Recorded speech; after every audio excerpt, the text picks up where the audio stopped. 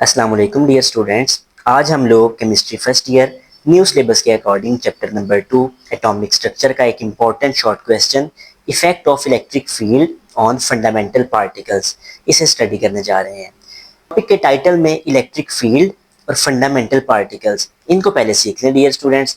Electric field से start करते हैं। इलेक्ट्रिक फील्ड डियर स्टूडेंट्स एक ऐसी जगह है, ऐसी स्पेस है जहां पर कोई इलेक्ट्रिक चार्ज इलेक्ट्रिक फोर्स को एक्सपीरियंस कर पाता है। इसको आसान बनाते हैं डियर स्टूडेंट्स। लेट्स से यहाँ पर एक नेगेटिवली चार्ज्ड प्लेट मौजूद है और इस साइड पर एक पॉजिटिवली चार्ज्ड स्पेस मौजूद है।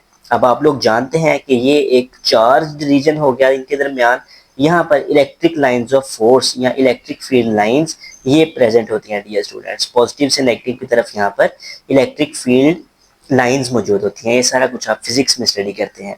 इलेक्ट्रिक फील्ड लाइंस मौजूद हैं और ये जो दरमियान में जगह है ये एक ऐसी जगह है जहां पर आप अगर कोई चार्ज प्लेस करें तो वो इलेक्ट्रिक फोर्स को एक्सपीरियंस करता है।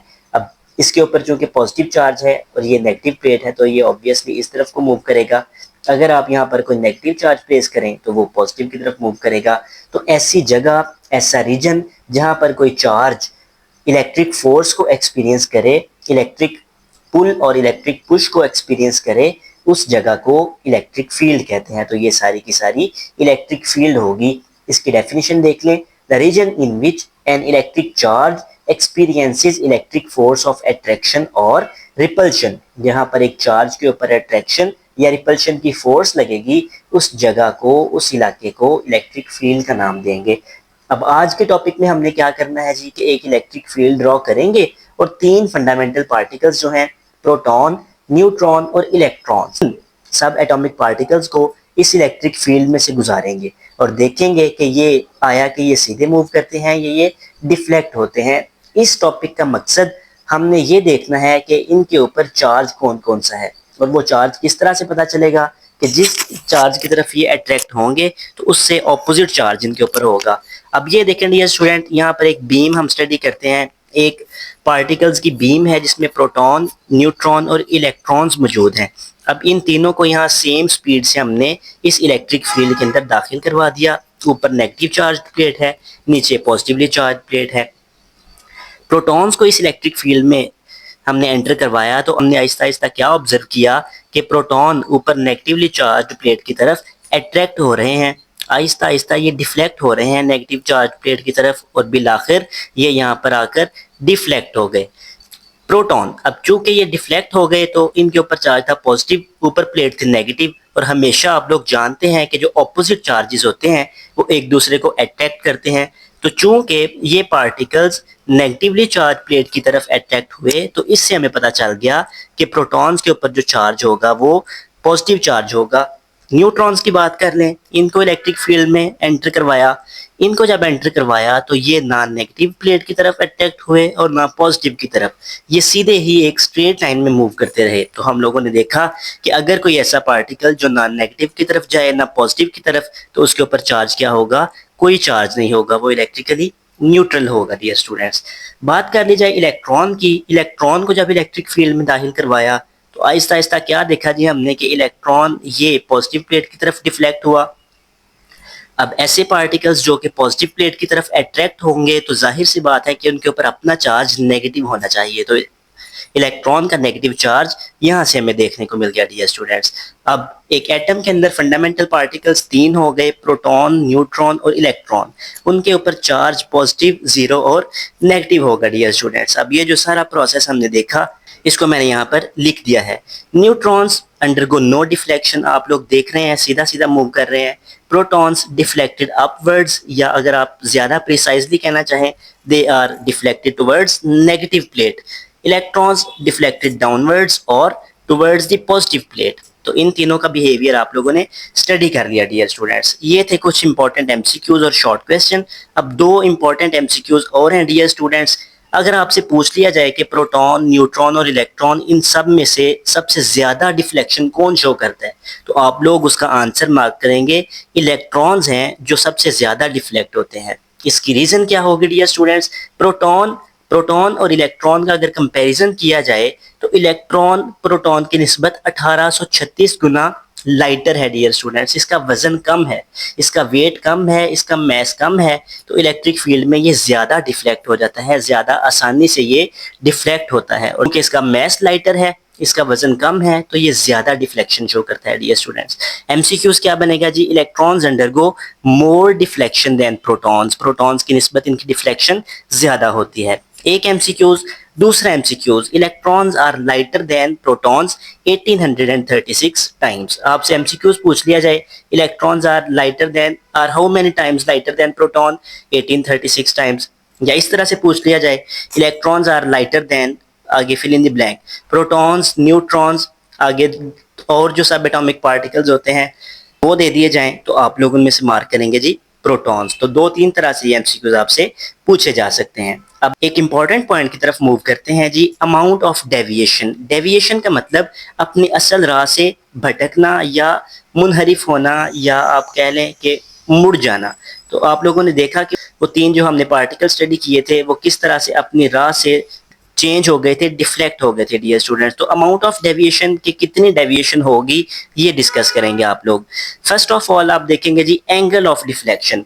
एंगल ऑफ डिफ्लेक्शन ये वो एंगल है जो कि नॉर्मली स्ट्रेट मूविंग पार्टिकल और डिफ्लेक्शन के बाद जो पार्टिकल का पाथ था उनके दरमियान एंगल होगा। लेट्स से कि ये इस तरह से इसने आना था प्रोटॉन ने आगे, लेकिन हुआ ये कि इस एंगल पर आकर इसकी डिफ्लेक्शन हो गई, तो ये होगा जी angle of deflection. Angle of deflection का रिलेशन देख लें आप लोग, तो एंगल ऑफ डिफ्लेक्शन का रिलेशन आपके पास आएगा जी, इसका डायरेक्ट रिलेशन है चार्ज टू मैस रेशो के साथ।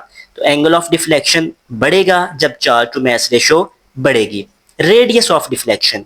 रेडियस डियर स्टूडेंट्स आप लोग जानते हैं कि एक सर्कुलर अगर कोई पाथ है तो उसका डायामीटर का जो हाफ डिस्टेंस होता है उसको आप लोग रेडियस बोलते हैं। यहां से लेकर यहां तक टोटल डिस्टेंस डायामीटर है, डायामीटर का हाफ रेडियस के इक्वल होगा। इनके आप लोग फर्दर रिलेशन देख लें, एंगल ऑफ डिफ्लेक्शन का चार्ज टू मैस के साथ अलग-अलग अगर देखें तो इस एंगल का चार्ज के साथ डायरेक्ट रिलेशन और मैस के साथ inverse relation.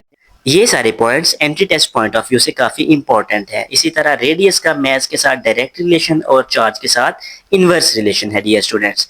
Next important MCQs discuss कर लेते हैं डियर स्टूडेंट्स।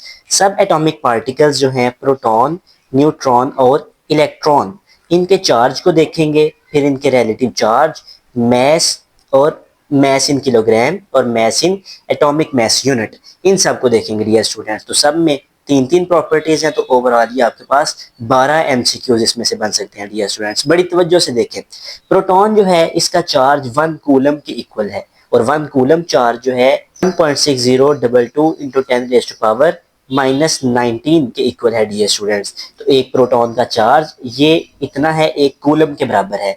एक इलेक्ट्रॉन की अगर बात करें तो उसका चार्ज भी डियर स्टूडेंट्स प्रोटॉन के चार्ज के बराबर वैल्यू का ही है, लेकिन फर्क ये है कि इलेक्ट्रॉन के ऊपर नेगेटिव चार्ज है और प्रोटॉन के ऊपर पॉजिटिव चार्ज है डियर स्टूडेंट्स, और न्यूट्रॉन के ऊपर चार्ज 0 है डियर स्टूडेंट्स। तो यहाँ पर 3 एमसीक्यूज आपने देख लिए कि प्रोटॉन का चार्ज 1 कूलम प्लस 1 कूलम है, इलेक्ट्रॉन का -1 कूलम और न्यूट्रॉन का 0 है charge dear students. Relative charge की बात कर ली जाए, रिलेटिव मतलब किसी चीज से कंपेयर करने के बाद, किससे कंपेयर करना है जी, न्यूट्रॉन से कंपेयर करेंगे हम। न्यूट्रॉन का चार्ज न्यूट्रॉन से कंपेयर करें 0। प्रोटॉन की बात कर ली जाए न्यूट्रॉन के मुकाबले में तो उससे +1 ज्यादा है, इलेक्ट्रॉन का -1। तो ये रिलेटिव चार्ज वाले भी आपने 3 एमसीक्यूज देख लिया डियर स्टूडेंट्स। प्रोटॉन के किलोग्राम में मैस की बात कर ली जाए तो प्रोटॉन का अगर मैस किलोग्राम में देखें तो प्रोटॉन का mass 1.6726 into 10 raise to power -27 kilograms, इतना ज्यादा कम मैस है प्रोटॉन का। आपसे एमसीक्यूज इस तरह से पूछ लें कि प्रोटॉन का मैस बताएं तो आप डायरेक्ट ये वैल्यू बता देंगे। वहां पर आपसे पूछ लिया जाए कि प्रोटॉन का मैस किस ऑर्डर का है, आप लगाएंगे जी 10 रेज़ टू पावर -27 इसके ऑर्डर का है। न्यूट्रॉन के मैस की बात कर ली जाए तो प्रोटॉन से हल्का सा ज्यादा है जी, 1.6750 इंटू 10 रेज़ टू पावर -27 है। 1.6726 था, यहाँ 50 अ लिटिल बिट मोर, हल्का सा ज्यादा। इलेक्ट्रॉन की बात कर ली जाए तो इनका इसकी निस्बत, तो इलेक्ट्रॉन का मैस प्रोटॉन और न्यूट्रॉन की निस्बत बहुत ज्यादा कम है डियर स्टूडेंट्स। अभी अभी हमने एक एमसीक्यूज भी देखा था कि इलेक्ट्रॉन का मैस प्रोटॉन के मैस की निस्बत 1836 टाइम्स ये कम होता है।